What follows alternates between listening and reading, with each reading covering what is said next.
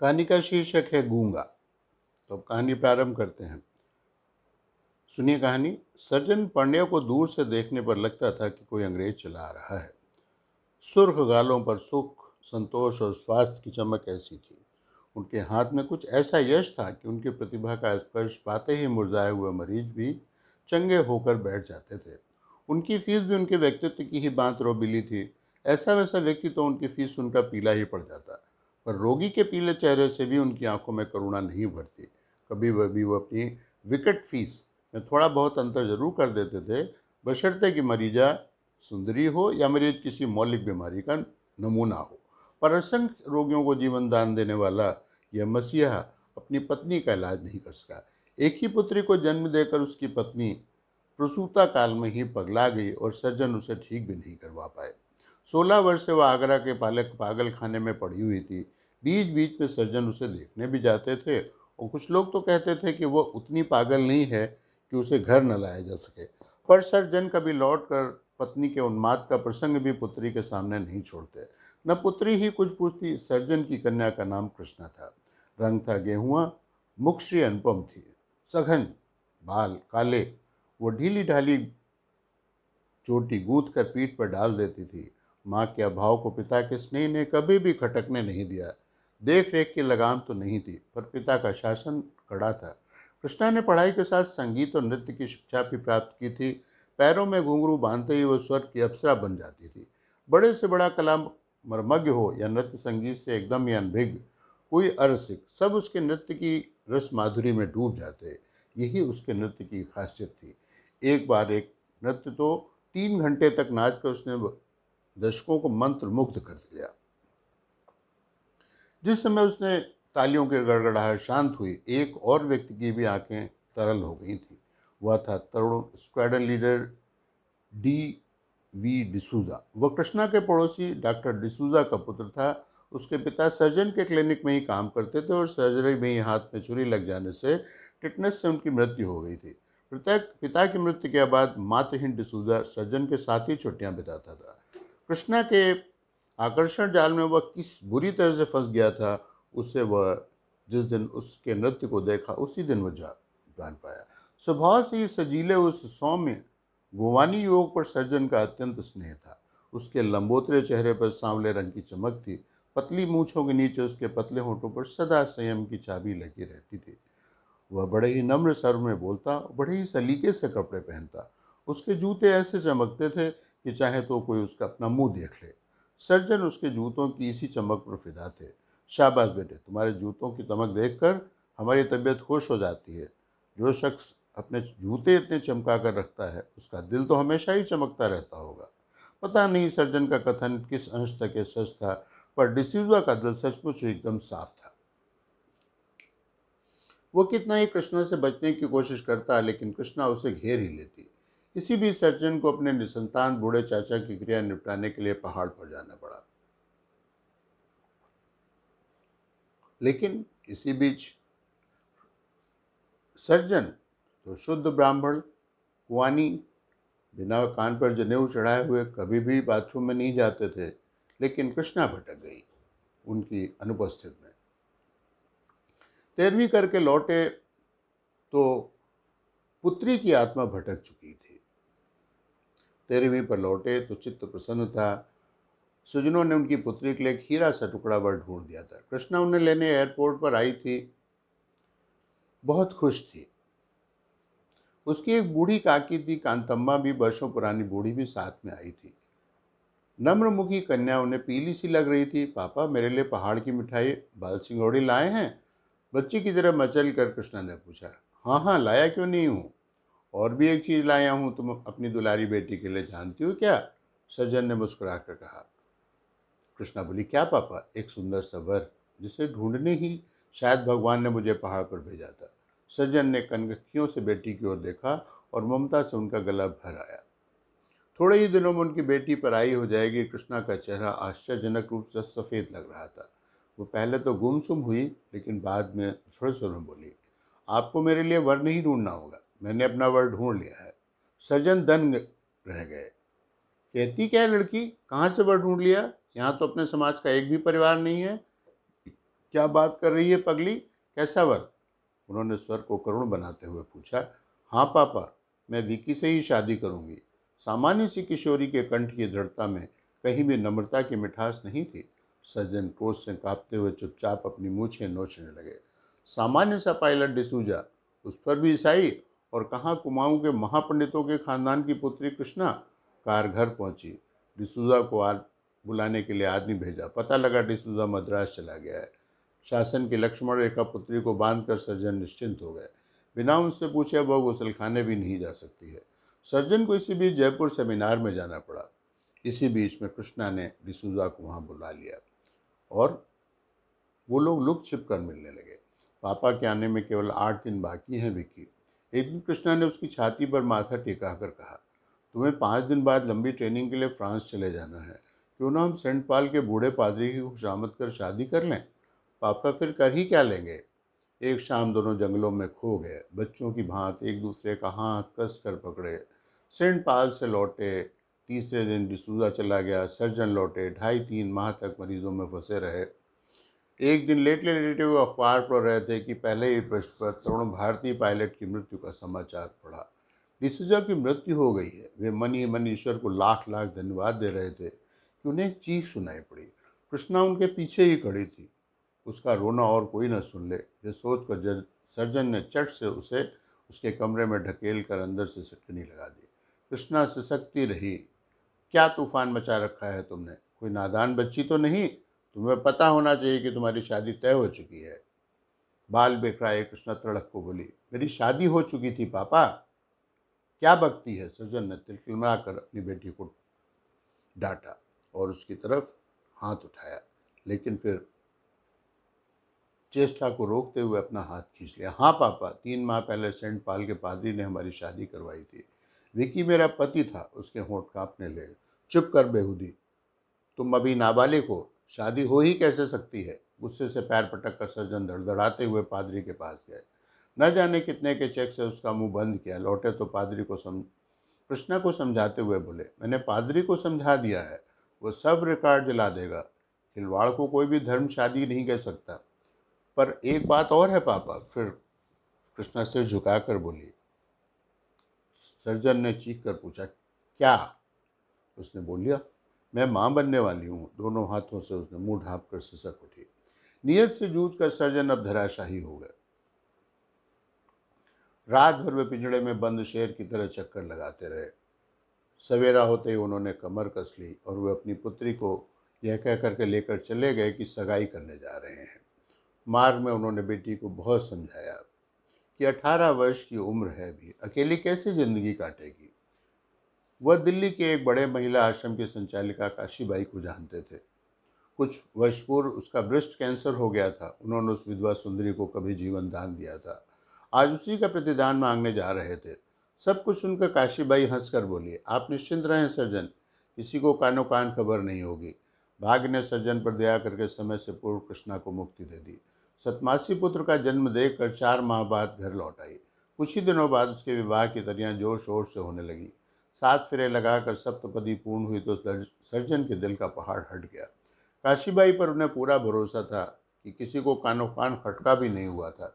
धीरे धीरे समय बीतता गया। विवाह को 6 वर्ष हो गए। कृष्णा के एक 5 वर्ष का पुत्र हो गया, किंतु अभी भी उसके सौंदर्य में वही अल्हड़पन था। वह नृत्य का निरंतर अभ्यास करती थी। उसके ओडिसी और भारतनाट्यम की ख्याति राजधानी तक पहुंची और महारानी के स्वागत समारोह में उसे आग्रहपूर्वक आमंत्रित किया गया। वो अपने पति और पुत्र के साथ आई थी, क्योंकि ठीक 7वें दिन उसके पति को वाशिंगटन दूतावास में सेक्रेटरी के पद का भार ग्रहण करने पहुंचना था। दुर्भाग्य से ठीक नृत्य समारोह के दिन ही राजीव को तीव्र ज्वर आ गया। इकलौता जिद्दी लाड़ला माँ के गले में अपनी ज्वराक्रांत तपती बाहें डालकर झूल गया। नहीं मम्मी, मैं तुम्हें नहीं जाने दूंगा।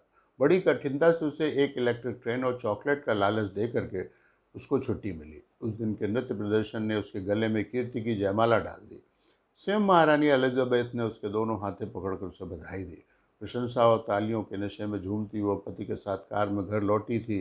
इस तरह से महिला आश्रम के पास से कार गुजर गई। एक ही पल में उसकी सारी प्रसन्नता उड़ गई। फिर घाव की सूखी पपड़ियाँ तक झर गई।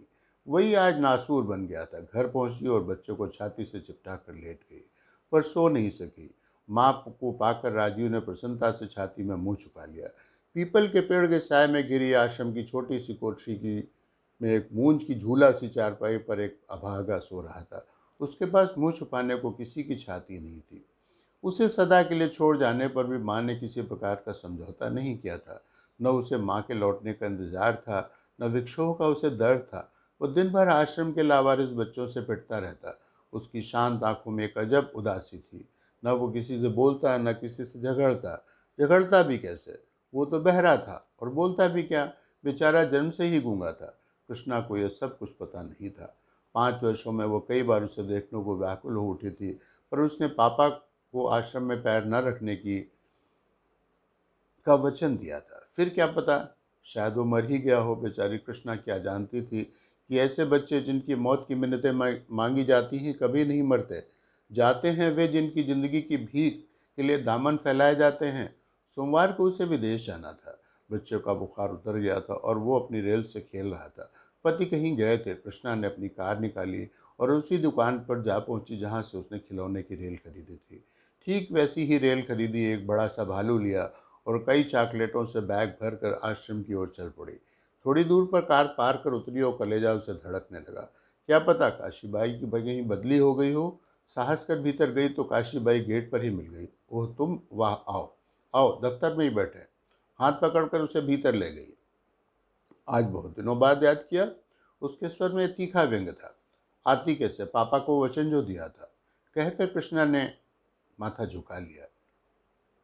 काशीबाई ने बड़ी आत्मीयता से पूछा, क्या उसे देखोगी? कृष्णा ने मौन में स्वीकृति दे दी। देखो कृष्णा, बुलवा लेती हूँ, पर जरा अपने दिल पर काबू रखना। वह भागा गूंगा है।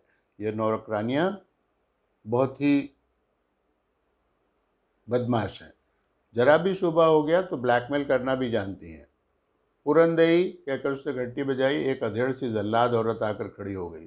देखो, गूंगा बाबा को ले आओ, बड़ी डॉक्टरनी आई हैं, उसकी जबान देखेंगी। पुरंदेई चली गई तो संसार की सारी हथौड़ियां कृष्णा की कनपटी पर चलने लगी। रूमाल निकाल कर वो पसीना पोंछ रही थी कि चल चल कहती हुई खच्चर की तरह हाँकती पुरंदेई गूंगे को ले आई। वह शायद किसी मंगनी की कमीज पहने हुए था जिसकी बाहें उसके हाथों से बहुत नीचे लटक रही थी। या शायद कमीज की लंबाई महज इसलिए बढ़ा दी गई थी कि जीर्ण नेकर के नीचे के अंगों की लाज ढकने से एकदम ही इनकार न हो जाए। तैयार क्यों नहीं किया इसे? सक पकाकर काशीबाई ने पूरनदेही को डांटा। पूरनदेही ने कहा, जिद्दी कैसा है ये हरामी लड़का। कितना कहा कपड़े बदल ले, माने तब ना। पूरनदेही आग्नेय नेत्रों से गूंगे को भस्म करती हुई बाहर चली गई। कृष्णा की सजल आंखों में नन्हे राजीव का चेहरा नाच उठा। द्वार पर कुंडी चढ़ाकर काशीबाई ने गूंगे को अपने नजदीक बुलाया। कहा, आओ बेटा। घम घम। गूंगे ने किसी महान दार्शनिक की भांति हंसकर अपनी गूंगी दलील पेश की, जैसे कृष्णा से कह रहा हो, माँ इसकी बातों में मत आना, ये बड़ी लबारी है। कृष्णा ने बेटे की बात समझ ली। ऐसी भाषा केवल माँ ही समझ सकती है। झरझर करके उसकी आंखों से बरस पड़ी। छोटा सा डिसूजा ही तो खड़ा था। वही संयमी दृष्टि, बैरागी मुस्कान। लपक कर उसने गूंगे को अपनी छाती से खींच लिया और मैल से काली कलाइयों को चूमने लगी। लगता है चूम चूम कर ही गूंगे को अपने में भर लेगी। अरे बस भी कर, क्यों गूंगे का सिर फिरा रही है? अपनी जल्लादी आंखों से को और भी कठोर बनाकर काशीबाई बोली। तिलमिलाकर कृष्णा ने उसे छोड़ दिया। मुक्ति पाते ही गूंगा खिलौनों के पास खड़ा हो गया। ले, सब तेरे हैं, कहकर काशीबाई ने उसे डिब्बा थमा दिया। गूंगी आंखें चमक उठी। कभी इंजन को उठाता, कभी रंगीन लाल हरे रेल के डिब्बों को, कभी ताली बजाता और कभी गोल गोल करके घूम घूम नाचने लगता। घम घम मम मम। अब तुम जाओ कृष्णा, बड़ी देर से दरवाज़ा बंद है। पुरंदई कहीं द्वार पर ही कान लगाए ना खड़ी हो। वाह, अंगूठी तो बहुत सुंदर पहने हो कृष्णा, तुम्हारी बहुत अच्छी है। लालची दृष्टि से का संदेश पाकर कृष्णा समझ गई। चट अंगूठी उतारी और काशीबाई को पहना दी और मुंह करुण दृष्टि से अपना संदेश दे दिया कि मेरे गूंगे का ख्याल रखना। फिर हृदय पर पत्थर रख कर वो उठी, एक बार गूंगे को चूमा और फिर तीर सी बाहर छिटक गई। सोमवार को वो पति के साथ विदेश की ओर चली गई। कुछ ही दिनों में भारतीय सेक्रेटरी की नृत्य प्रवीणा पत्नी की चर्चा पूरी एम्बेसी में हो गई। एक बार टेलीविज़न पर उसका नृत्य हुआ और एक दिन उसे एक पत्र मिला। यहाँ गूंगे बहरे बच्चों की एक संस्था संचालिका मदर मारिया का। क्या अपने अभागे बच्चों के सम्मुख अपना मनोहारी नृत्य प्रस्तुत कर हमें कृतार्थ करेंगे? कृष्णा ने स्वीकृति दे दी। 3 घंटे तक वह नाचती रही। गूंगे चेहरों पर खुशी की चमक उसके लिए करोड़ों तालियों की गड़गड़ाहट से भी बढ़कर थी। नृत्य समाप्त हुआ और मदर का हाथ पकड़कर एक देवदूत सा सुंदर बालक आया। उसे फूलों का गुच्छा भेंट किया। धन्यवाद बच्चे, क्या नाम है तुम्हारा? पूछते ही कृष्णा को अपनी अल्प बुद्धि पर क्रोध आया। ओह मिसेस त्रिपाठी, ये बेचारा तो जन्म से ही गूंगा है, मदर ने कहा। इसकी माँ इसे हमारे आश्रम के द्वार पर डाल गई थी, फिर पलट कर नहीं आई। ईशु उसको क्षमा करे, मदर ने क्रॉस बनाया। कृष्णा एकटक उस बच्चे के सुनहरे माथे को देखती रही। फिर टप टप कर उसके आंसू रत्न जड़ित वलयों को भिगोने लगे। यह क्या मिसेस त्रिपाठी, आप तो रो रही हैं?